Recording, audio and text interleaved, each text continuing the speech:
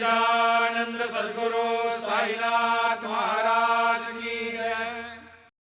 சாய் பக்தர்கள் அனைவருக்கும் அநேக நமஸ்காரங்கள். ஸ்ரீ ஷீரடி சாயி சகஸ்ரநாமாவளியின் விரிவுரை கேட்டுக்கொண்டிருக்கிறீர்கள்.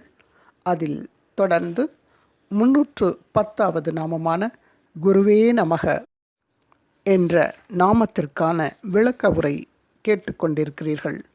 தொடர்ந்து கேளுங்கள். யது மகாராஜனுக்கும் அவதூதருக்கும் இடையே நடந்த சம்வாதத்தை பற்றிய தொடர்ச்சி. தீயில் விழும் விட்டிற்பூச்சி போல் இந்திரிய ஐயமில்லாதவன் தேவ மாயையின் வடிவான ஸ்திரீயை பார்த்து அவளுடைய சேஷ்டைகளால் வஞ்சிக்கப் பெற்று மிகுந்த இருளில் விழுகிறான். விட்டிற்பூச்சி 11வது குரு. தேனை சேகரிக்கும் தேனீயைப் போல் கிரகஸ்தர்களை இம்சியாமல் முனிவன் நடந்து கொள்ள வேண்டும். தேகம் நிலை பெறுவதற்கு அவசியமான அளவு மட்டும் சிறிது சிறிதாக ஆகாரத்தை ஏற்க வேண்டும். புஷ்பங்களினின்று தேனை சேகரிப்பது போல் புத்திசாலியாகிய மனிதன் சிறிதும் பெரிதுமான சாஸ்திரங்கள் எல்லாவற்றிலும் இருந்து சாரத்தை கிரகிக்க வேண்டும். இரவுக்காக வென்றும் நாளைக்காக வென்றும் பிச்சை எடுப்பதை சேர்த்து வைக்கக்கூடாது. அப்படி சேமிப்பவன் தேனுடன் அழிவது போல் அழிந்து போவான். எனவே தேனி 12வது குரு. துறவியானவன் மரத்தாலான ஸ்திரீயானாலும் காலால் கூட தொடக்கூடாது. பெண் யானையின் அங்க சங்கத்தால் ஆண் யானை கட்டுக்குள் அடக்கப்படுவது போல் ஸ்திரீயை தொடுபவன் பந்தத்திற்குள்ளாவான். ஆண் யானை 13வது குரு. லோபிகளால் சிரமப்பட்டு சேமிக்கப்பட்ட பொருள் தியாகத்திற்கோ போகத்திற்கோ பயன்படுவதில்லை. ஆனால் தேன் வேட்டைக்காரன் தேனை அனுபவிப்பது போல் பொருளை கவரும் உபாயமறிந்த எவனோ ஒருவன் அதையும் அனுபவிக்கிறான். எனவே லோபி 14வது குரு. வேடனுடைய பாட்டை கேட்டு மதிமயங்கி அவனுடைய அம்புக்கு இரையாகும் மானிடமிருந்து கற்றுக்கொள்ள வேண்டிய பாடமாவது புத்தியை கெடுக்கக்கூடிய பாட்டை வனவாசியான துறவி ஒருபோதும் கேட்கக்கூடாது என்பதே. எனவே மான் 15வது குரு. சுவையினால் கவரப்பட்டு மதியிழந்த மனிதன் நாவை அடக்க மாட்டாமல் வலையில் பிடிபட்ட மீனைப் போல் சாவை அடைகிறான். எனவே இங்கு மீன் 16வது குரு. ஆகாரத்தை விட்ட புத்திமான்கள் நாக்கை தவிர மற்ற இந்திரியங்களை விரைவில் ஜெயிக்கிறார்கள். ஆனால் உணவின்றி பட்டினி இருப்பவனுக்கு சுவையின் அவா வளர்ச்சி அடைகிறது. மற்ற இந்திரியங்களை ஜெயித்த புருஷன் நாக்கை ஜெயிக்காத வரையில் இந்திரியங்களை ஜெயித்தவனாக மாட்டான். சுவை ஜெயிக்கப்பட்டால் எல்லாம் ஜெயிக்கப்பட்டதாகும். அரசகுமாரா, விதேக நகரத்தில் முன்னொரு காலத்தில் பிங்களை என்று ஒரு வேசி இருந்தாள். அவளிடமிருந்து நான் கற்றுக்கொண்டதை தெரிந்து கொள்வாயாக. பிங்களை 17வது குரு. அந்த வேசி ஒரு சமயம் தன்னை விரும்புபவனை கூடுமிடத்திற்கு அழைத்துச் செல்ல விரும்பியவளாய் தன்னை சிறப்பாக சிங்காரித்து கொண்டு உரிய சமயத்தில் வெளிவாயிலை அடைந்து காத்திருந்தாள். அவ்வழி வந்தவர்கள் எல்லாம் சென்று விடவே வேசித்தனத்தால் பிழைக்கும் அவள் நிறைய பொருள் கொடுக்கும் எவனாவது ஒரு பணக்காரன் என்னை நாடி வருவான் என்ற துராசையால் நித்திரையின்றி வாயிற்படியிலிருந்து வெளிவருவதும் உள்ளே போவதுமாக பாதி ராத்திரி வரை இருந்தாள். பொருளாசையால் முகம் வாடியவளும் மனம் கலங்கியவளுமான அவளுக்கு அக்கவலையின் பயனாக இன்பத்தை அளிக்கக்கூடிய சிறந்த வைராக்கியம் உண்டாயிற்று. பிங்களை கூறியது, அறிவில்லாத நான் சமீபத்தில் இருப்பவரும் கூடி குழாபுபவருமான இன்பமளிப்பவரும் செல்வமளிப்பவரும் அழிவற்றவருமான இவரை இறைவனை விட்டுவிட்டு விரும்பியதை கொடுக்க முடியாதவனும் துன்பத்தையும் பயத்தையும் கவலையையும் மயக்கத்தையுமே கொடுப்பவனுமான அல்பமான புருஷனை நாடுகிறேன். விதேகர்களுடைய இந்த நகரத்தில் நான் ஒருத்தியே மூட புத்தியுள்ளவள். ஏனென்றால் அசத்தாகிய நான் தன்னையே கொடுக்கும் அச்சுதனை விட்டு வேறு கணவனை விரும்பினேனே. பகவானாகிய விஷ்ணு ஏதோ ஒரு நற்செயலால் என்னிடம் பிரீத்தி அடைந்திருக்கிறார் என்பது நிச்சயம். துராசை கொண்ட என்னிடம் இன்பமளிக்கும் இந்த வைராக்கியம் உண்டாயிற்றல்லவா?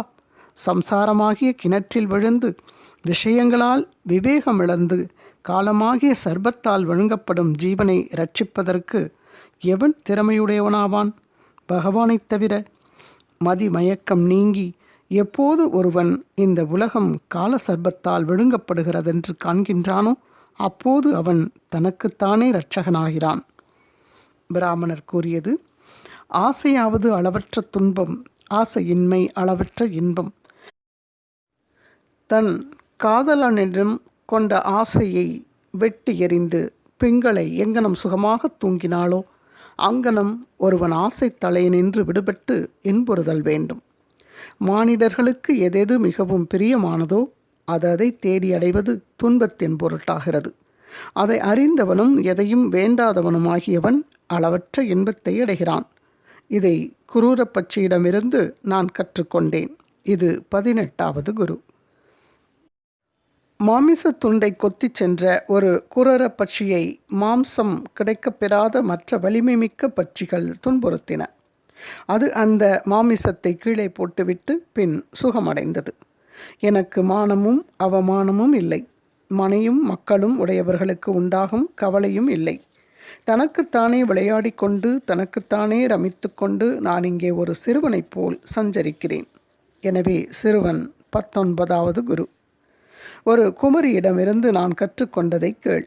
ஓரிடத்தில் ஒரு குமரி தன்னை கல்யாணத்திற்கு பெண் பார்க்க வீடு தேடி வந்தவர்களை வீட்டில் உறவினர் யாருமில்லாத போது தானே உபசரித்தாள். அரசே, வந்தவர்களுக்கு உணவளிப்பதற்காக இப்பெண் ரகசியமாக நெல்லை குத்துகையில் கையில் இருந்த சங்கு வளைகள் குலுங்கி மிகுதியாக சத்தம் செய்தன. சிறந்த புத்திசாலியான அப்பெண் அச்சத்தத்தை இடிவன கருதி வெக்கமடைந்து வளைகளை ஒவ்வொன்றாக கலற்றினாள். கைகளில் 2 வளைகளை மட்டும் நிறுத்தி கொண்டாள். மறுபடியும் நெல் குத்தும் போது அவ்விரு வளைகளினின்றும் சத்தம் உண்டாயிற்று. அவற்றிலும் ஒவ்வொன்றை கலற்றினாள். பின் ஒரு வளையினின்று சத்தமும் உண்டாகவில்லை.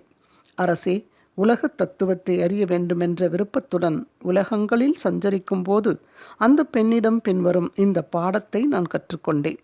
வெகு பேர்களுடன் வசித்தால் கலகம் உண்டாகும். இருவருள்ளும் விவகாரம் ஏற்படும். ஆகையால் பெண்ணின் கை கங்கணம் போல் ஒருவனாக சஞ்சரிக்க வேண்டும். குமரியின் கங்கணம் 20வது குரு. யோகியானவன் ஆசனத்தையும் சுவாசத்தையும் ஜெயித்து வைராக்கியத்தையும் அப்பியாசத்தையும் கைக்கொண்டு ஸ்திரமாகிய மனதை சாவதானத்துடன் ஒரே இடத்தில் சேர்க்க வேண்டும். அம்பு தொடுப்பவன் அம்பில் நிலைத்த மனமுடையவனாகி அருகில் சென்ற அரசனை எவ்விதம் பார்க்கவில்லையோ அவ்விதம் ஸ்வரூபத்தில் நிலை பெற்ற மனமுடையவன் உள்ளும் வெளியும் எதையும் அறியான். அம்பு தொடுப்பவன் 21வது குரு.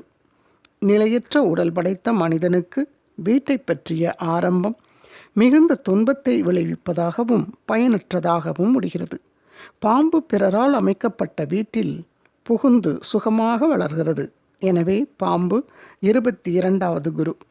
சிலந்தி பூச்சியானது தன் மார்பிலிருந்து உண்டாகும் நூலை வாயினால் விஸ்தாரப்படுத்தி அத்துடன் விளையாடி மறுபடி அதை விழுங்குகிறது.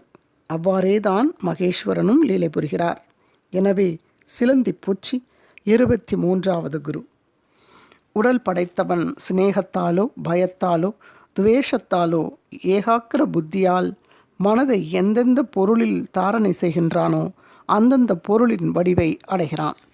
அரசே, புழுவானது குளவி கூட்டினுள் புகுத்தப்பட்டு குழவியையே தியானித்து முன்னுடலை விடாமலேயே குளவியின் வடிவை அடைந்து விடுகிறது. எனவே குளவி 24வது குரு. இக்குருக்களிடமிருந்து இவ்வாறாக இந்த என் புத்தியை நான் சிருஷ்டித்து கொண்டேன். அரசே, மேலும் என் சரீரத்தினின்று நான் புத்தியை கற்றுக்கொண்டதை நான் கூற கேட்பாய். வைராக்கியத்திற்கும் விவேகத்திற்கும் காரணமாயிருக்கும் சரீரமும் எனக்கு குருவாகிறது. பிறத்தலையும் இறத்தலையும் தாங்குவது எப்போதும் மிகுந்த துன்பத்துடன் கூடியது. இதனால் தத்துவங்களை விசாரிக்கிறேன். என்றாலும் இவ்வுடல் பிறரை சார்ந்ததென்று நிச்சய புத்தி அடைந்தவனாய் அதில் பற்றில்லாதவனாய் சஞ்சரிக்கிறேன். இவ்விதம் வைராகியமடைந்து அறிவாகிய விளக்கையுடையவனாய் பற்றற்று அகங்காரம் நீங்கி ஆத்மஸ்வரூபத்தில் நிலை பெற்று இந்த பூமியில் சஞ்சரிக்கிறேன். ஒரே குருவிடமிருந்து பரிபூர்ணமான ஞானம் ஏற்படாமற் போகலாம். இரண்டற்ற ஒரே பிரம்மம்தான் ரிஷிகளால் பலவிதமாக உபதேசிக்கப்படுகிறது. ஸ்ரீ பகவான் கூறியது, எங்களுடைய மூதாதையருக்கும் முன்னோரான யது மகாராஜன் அவதூதருடைய சொல்லை கேட்டு எல்லா பற்றுகளினின்றும் விடுபட்டு சம சித்தமுடையவராயினார். இங்கனம் ஸ்ரீமத் பாகவத மகாபுராணத்தில் 11வது ஸ்கந்தத்தில் அவதூத யது சம்வாதம் என்ற 9வது அத்தியாயம் முற்றுகிறது. ஸ்ரீமத் பாகவத சாரம் பூஜ்ய ஸ்ரீ அண்ணா என் சுப்பிரமணிய ஐயர். இதன் தொடர்ச்சியை அடுத்த ஆடியோவில் பதிவிடுகிறேன். தொடர்ந்து கேளுங்கள் நண்பர்களே. குரு வாழ்க, குருவே துணை. ஓம் சாய்ராம். श्री सच्चिदानंद सद्गुरु साईनाथ